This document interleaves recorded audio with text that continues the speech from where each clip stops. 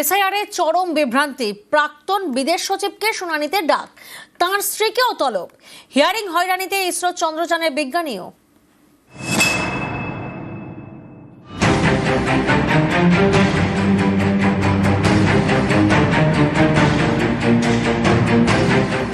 কৃষ্ণন শ্রীনিবাসন প্রাক্তন বিদেশ সচিব, দক্ষিণ কলকাতার বাসিন্দা। তাঁকেও এসআইআর শুনানিতে তলব। 19শে জানুয়ারি তলব করা হয়েছে প্রাক্তন বিদেশ সচিবকে। এসআইআর শুনানিতে তলব করা হয়েছে প্রাক্তন বিদেশ সচিবের স্ত্রীকেও।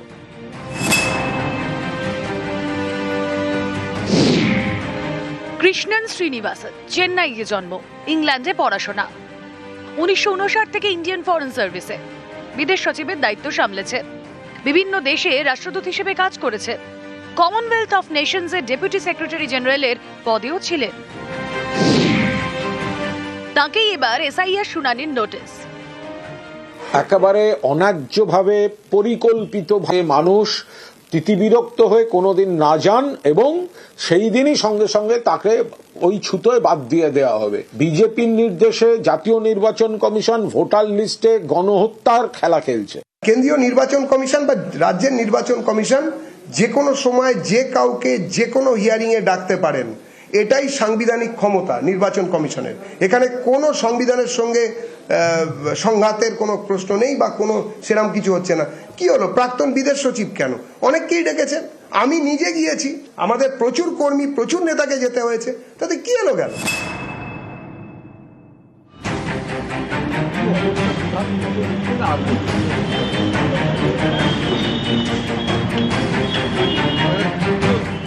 অভিজিৎ বন্দ্যোপাধ্যায় হাওড়ার শালকিয়ার বাসিন্দা, ইসরোর বিজ্ঞানী, টিম চন্দ্রযান অভিযান 3-র অন্যতম সদস্য। তাঁকেও বৃহস্পতিবার এসআইআর এর শুনানিতে যেতে হয় হাওড়ার পানিভিটায়।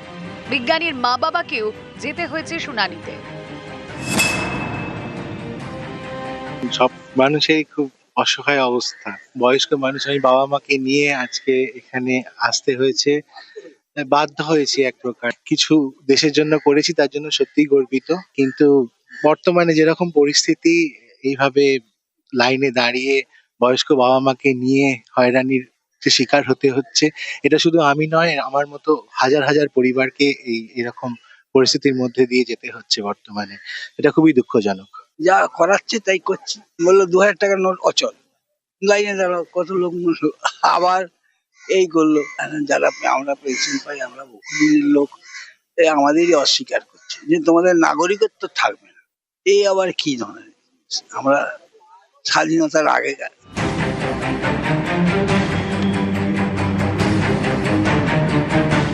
নিউজ 18 বাংলা।